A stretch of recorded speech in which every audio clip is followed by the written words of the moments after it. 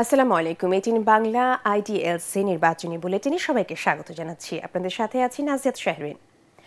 জনগণ আগামীতে বিএনপিকে সরকার গঠনের রায় দিয়েছে বলে মন্তব্য করেছেন বিএনপির নির্বাচন পরিচালনা কমিটির চেয়ারম্যান নজরুল ইসলাম খান।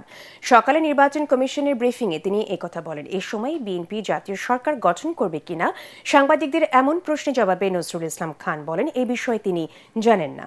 দীর্ঘদিন সুষ্ঠু নির্বাচন না হওয়ায় ভোট দেওয়ার সংস্কৃতি পুরোপুরি ফেরেনি জানিয়ে তিনি বলেন, আগামীতে তা নিশ্চিত করা হবে।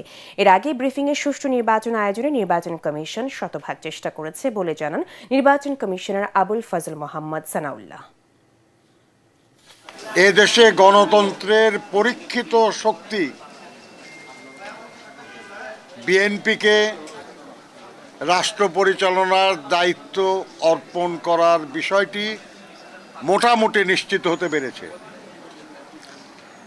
এই ব্যাপারে পরম করুণাময় আল্লাহ তাআলার কাছে কৃতজ্ঞতা এবং জনগণের প্রতি ধন্যবাদ জানাবেন আমাদের দলের চেয়ারম্যান জনাব তারেক রহমান। এর আগের অনেক নির্বাচনে আরও অনেক বেশি প্রাণহানি হয়েছে, অনেক বেশি ক্ষতিগ্রস্ত হয়েছে মানুষ, অনেক বেশি রাষ্ট্রীয় সম্পদ হানি হয়েছে। এবার আল্লাহর অসীম মেহেরবানিতে তেমন কিছু হয় নাই।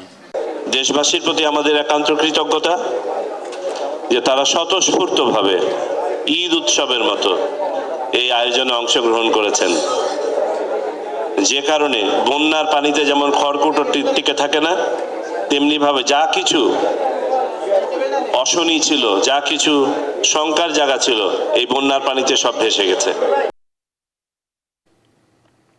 ত্রয়োদশ জাতীয় সংসদ নির্বাচন ও গণভোটের গণনা চলছে। সবশেষ তথ্য অনুযায়ী বিএনপি জোটের 212 আসনের বিপরীতে জামায়াত নেতৃত্বাধীন 11 দলীয় জোট জিতেছে 76টি আসনে।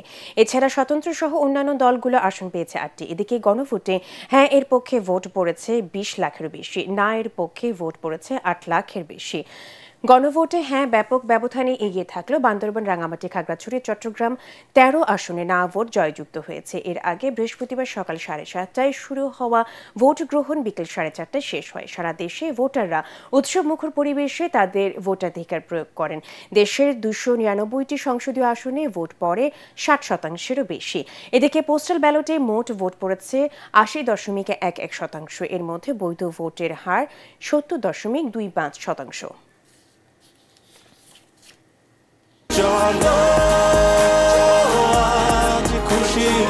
40 বছর ধরে অসংখ্য খুশির মিছিলে ছিল আইডিএলসি, থাকবে আগামীতেও।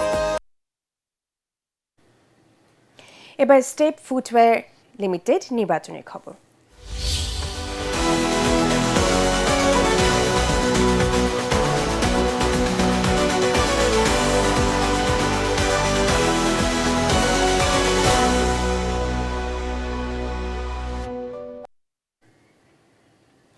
দর্শক, নির্বাচন কমিশনের ফলাফল ঘোষণা কেন্দ্রের এটিএন বাংলার বুথে আছেন সহকর্মী ইয়াসিন রানা।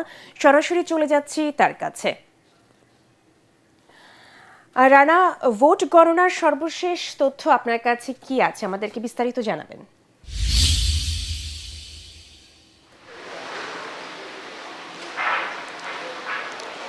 ধন্যবাদ আপনাকে। স্টেপ ফুটওয়্যার প্রেজেন্ট ভোটের খবর জানাতে নির্বাচন কমিশনে আছি আমরা। আপনি এর আগে যে বিষয়টা জানাচ্ছেন, ইতিমধ্যেই 297টি কেন্দ্রের ফলাফল প্রকাশ করা হয়েছে, যেখানে ভূমি ধস বিজয়ের মাধ্যমে ক্ষমতায় যাচ্ছেন বিএনপি জোট। বিএনপি 210টি আসন পেয়েছে। বিএনপির জোটের শরিক বিজেপি একটি, গণ অধিকার পরিষদ একটি এবং গণসংহতি আন্দোলন একটি। এছাড়া এখানে বিরোধী দল হিসেবে সংসদে যাবে জামায়াত ইসলামীর নেতৃত্বাধীন জোট। জামায়াত ইসলাম দাঁড়িপাল্লা প্রতীকে 68টি আসন পেয়েছে, এনসিপি 6টি, রিকশা প্রতীকে 2টি আসন পেয়েছে বাংলাদেশ খেলাফত মজলিস। এছাড়া ইসলামী আন্দোলন বাংলাদেশ একটি এবং স্বতন্ত্র প্রার্থী 7টি আসন পেয়েছে। আপনার একটি বিষয় জানিয়ে রাখছি, চট্টগ্রাম 2 এবং 4 আসনের নির্বাচনের ফলাফল স্থগিত করা হয়েছে এবং এর আগে জামায়াত ইসলামের প্রার্থীর মৃত্যুর কারণে শেরপুর 3 আসনের ফলাফল ভোট স্থগিত করা হয়েছিল নির্বাচন কমিশনের পক্ষ থেকে।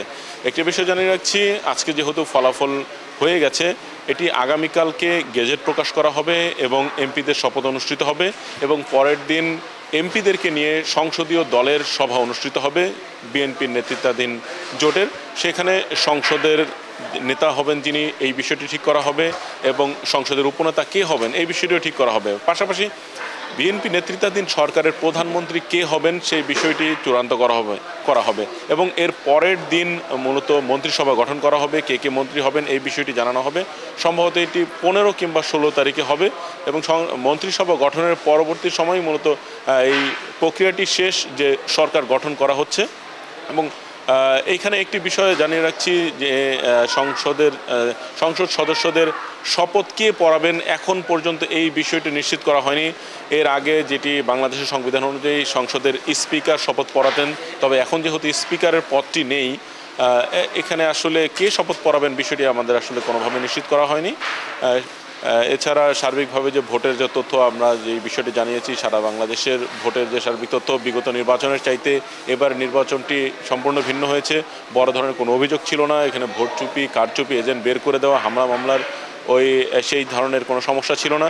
সার্বিকভাবে এখানে নির্বাচন কমিশনের পক্ষ থেকে জানানো হয়েছে 60% ভোট পড়েছে, গণভোটে হ্যাঁ জয়যুক্ত হয়েছে। সব কিছু মিলিয়ে বাংলাদেশ দীর্ঘ তিনটি নির্বাচন পরে এমন একটি নির্বাচন দেখলো। অনেকেই শান্তিপূর্ণভাবে স্বতঃস্ফূর্তভাবে ভোট দিয়েছেন। ভোট নিয়ে বড় ধরনের অভিযোগ নেই। জামাত ইসলামের পক্ষ থেকে যদিও কিছু ধরনের অভিযোগ করা হয়েছে, সেই বিষয়টি বিএনপির তরফ থেকে বলা হয়েছে যারা অভিযোগ করেছেন তাদেরকেই প্রমাণ করতে হবে, এটি আসলে বিএনপির তরফ থেকে বলার কিছু নেই। একটি বিষয় জানিয়ে রাখছি, আজকে সম্ভবত বিকেল কিংবা সন্ধ্যার দিকে বিএনপির চেয়ারম্যান তারেক রহমান আনুষ্ঠানিকভাবে প্রেস ব্রিফিং করে দলের প্রতিক্রিয়া জানাবেন এবং জামাতের পক্ষ থেকে সামনে কিছু একটা হবে এই জাতীয় বিষয়ে তাদের যে দলের যে ফেসবুক পেজ রয়েছে সেখানে জানানো হয়েছে। সব মিলিয়ে ভোটের যে সার্বিক অবস্থা এখন পর্যন্ত, ভোট পরবর্তী সময়ে যে ধরনের সংঘর্ষের ঘটনা ঘটতো অতীতে আমরা দেখেছি, এখন এই নির্বাচন পরবর্তীতে সময় আসলে ভোটের সেই সংঘর্ষের ঘটনাগুলো আমরা আসলে তেমন আসলে দেখতে পাইনি। নির্বাচন কমিশন থেকে স্টেপ ফুটওয়্যার প্রেজেন্ট ভোটের খবরে ছিল এই সবশেষ তথ্য। রানা, আপনাকে ধন্যবাদ। নির্বাচন কমিশনে ভোট গণনা সর্বশেষ তথ্য জানাচ্ছেন আমাদের সহকর্মী ইয়াসিন রানা। বাংলাদেশের ত্রয়োদশ জাতীয় সংসদ নির্বাচনে ভূমিধস জয় পাওয়ায় তারেক রহমান ও তার দল বিএনপিকে অভিনন্দন জানিয়েছেন বিশ্বের বিভিন্ন দেশের সরকার প্রধান। নির্বাচনে ঐতিহাসিক বিজয়ের জন্য বিএনপি ও দলটির চেয়ারম্যান তারেক রহমানকে শুভেচ্ছা জানিয়েছে ভারতের প্রধানমন্ত্রী নরেন্দ্র মোদী।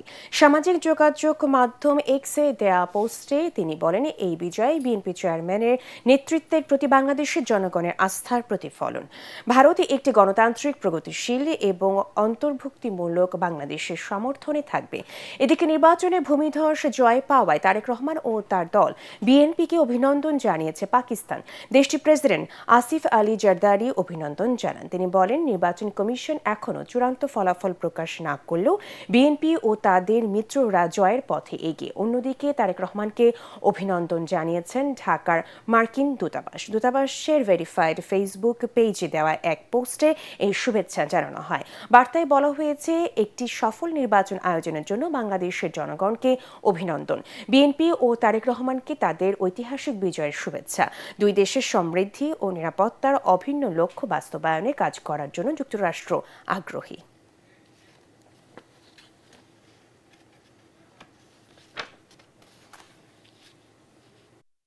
পরবর্তী সংবাদ দেখার আমন্ত্রণ জানিয়ে এখনকার মতো শেষ করছি। 18 বাংলা সংবাদ ইউটিউবে দেখতে ব্রাউজ করুন youtube/18 বাংলা নিউজ। ধন্যবাদ সবাইকে।